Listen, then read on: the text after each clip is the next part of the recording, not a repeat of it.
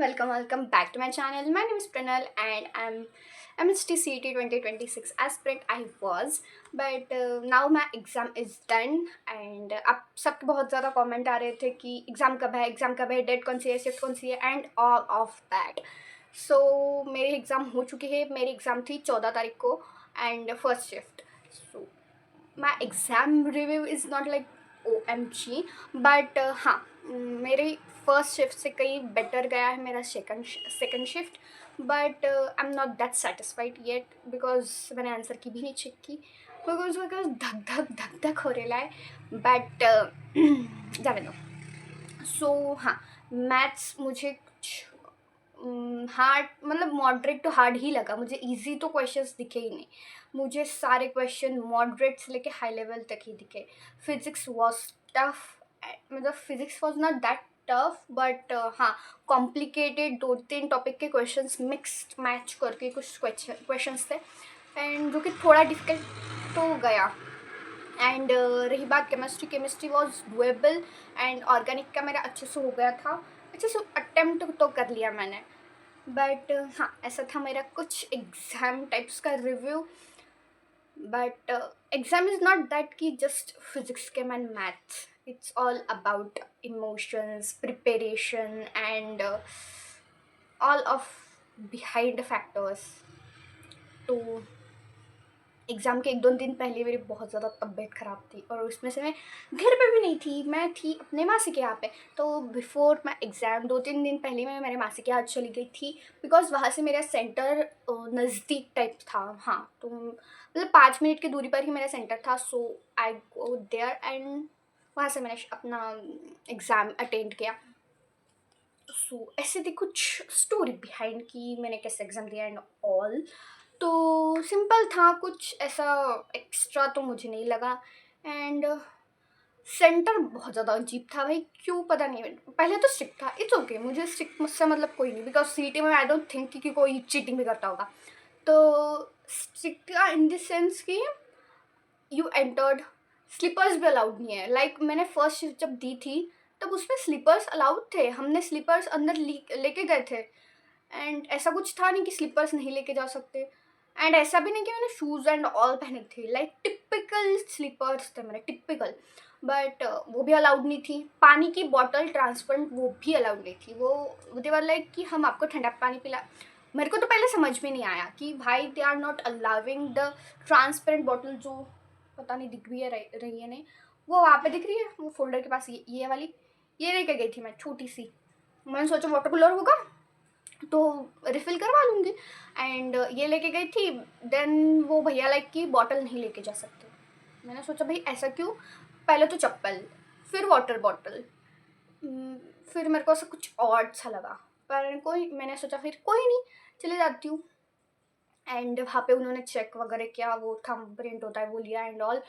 And पहले के जो सेंटर में थे मेरे, तो उसमें क्या था कि वो एक दीदी बैठी थी एंड उनके पास आपको रिपोर्ट मतलब एडमिट कार्ड मतलब वो हॉल टिकट लेके जाना था, हॉल टिकट दिखाना था उनको और वो आपको सीट नंबर बता देते थे.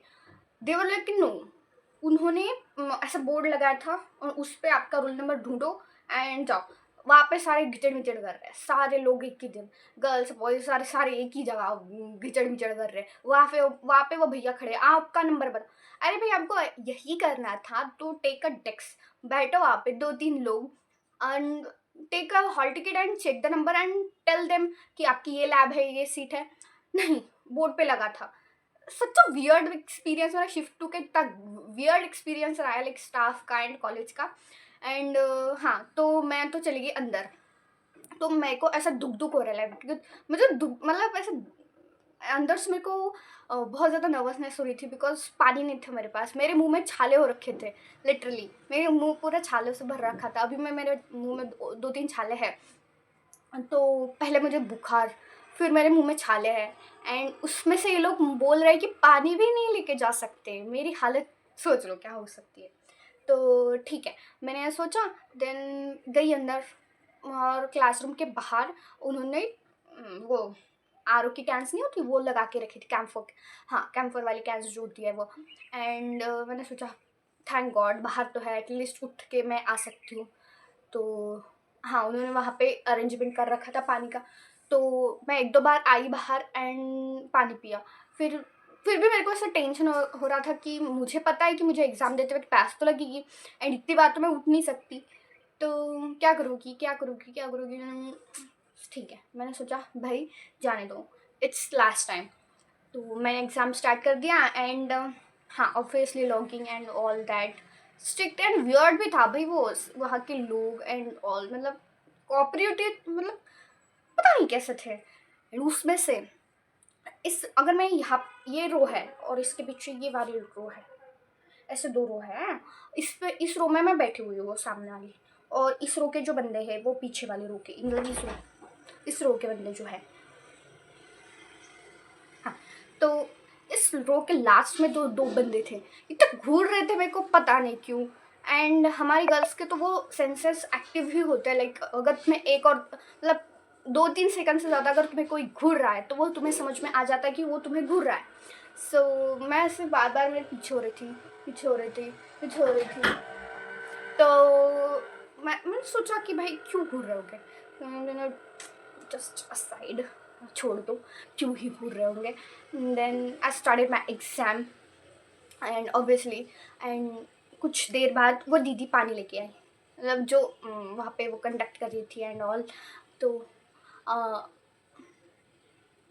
तो वहाँ पे वो कंडक्ट कर रही थी, सो वो पानी लेके आए। और they are such a sweet person कि मतलब एक तरफ से वियर्ड भी थे एंड एक तरफ से स्वीट भी थे, कि वो हमें 5-5 10-10 मिनट के बाद खुद ही पानी लेके आ रहे थे एंड दे रहे थे। तो आई वाज लाइक कि हाँ, ये तो अच्छी बात है कि मतलब खुद से दे रहे हैं। बट मेरा ऐसा था कि मुझे वो कन्वीनियंस नहीं मिल रहा था कि मेरे पास पानी की बॉटल है और पानी मुझे खुद से पीना है। सो ऑब्वियसली आप मांग भी सकते हो, बट वही फिर डिपेंडेंसी टाइप्स ऑफ समथिंग। पर कोई नहीं, वो दीदी बहुत स्वीट थे एंड हाँ, 10-10 20-20 मिनट बाद वो खुद ही पानी लेके आ रहे थे एंड ऑल।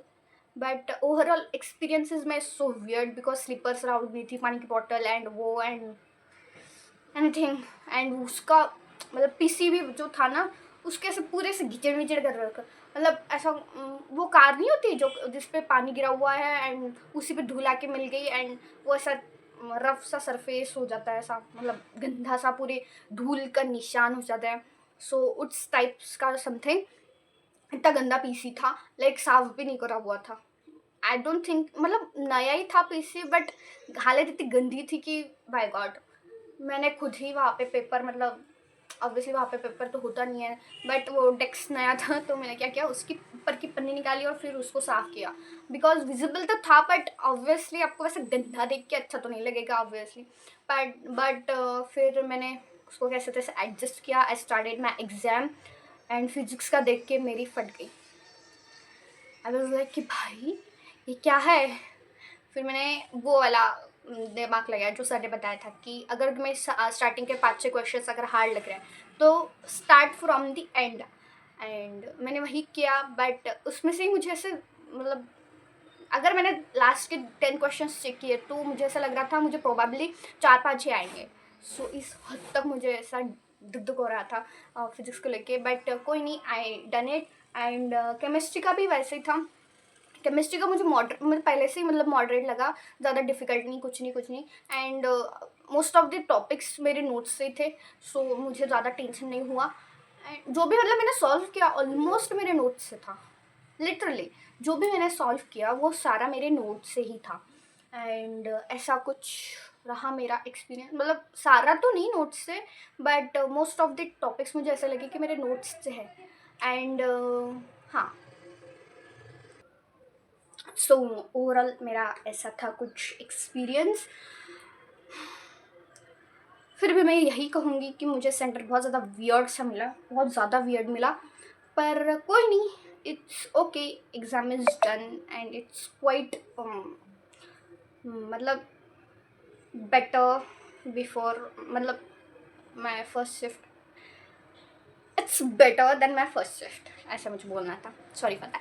हाँ, तो ऐसा कुछ था एंड इट वॉज माई मतलब हाँ, ऐसा ढंग का एक्सपीरियंस तो था मेरा। बट हाँ, यही तक था हमारा MHT CET 2026 एज प्रिपेयरिंग वाला phase, and obviously the next phase will be result. I don't know कैसा आएगा, क्या होगा. Just expecting a decent college and decent branch. That's it. And decent मतलब decent. I really meant decent का मतलब decent he. And if not, then for plan B, we have to prepare for, मतलब कुछ तो सोचना होगा. तो कुछ ऐसे एग्ज़ाम्स है क्या जो जिसके रजिस्ट्रेशंस अभी बाकी है एंड उसके एग्ज़ाम कंडक्ट होने वाले हैं जून जुलाई में. ऐसे अगर कुछ एग्ज़ाम हो तो let me know in the comments कि हाँ ऐसे एग्ज़ाम्स है. वैसे तो मैं सर्च कर ही रही हूँ, बट जो कि मैं सोच रही थी कि प्लान बी के बारे में कि BCA BBA की CET दे दूँगी. पर मुझे ऐसा पता चला, मतलब पिछले साल जून जुलाई के महीने में वो CET हुई थी, पर इस साल अप्रैल के महीने में वो CET डन हो चुकी है.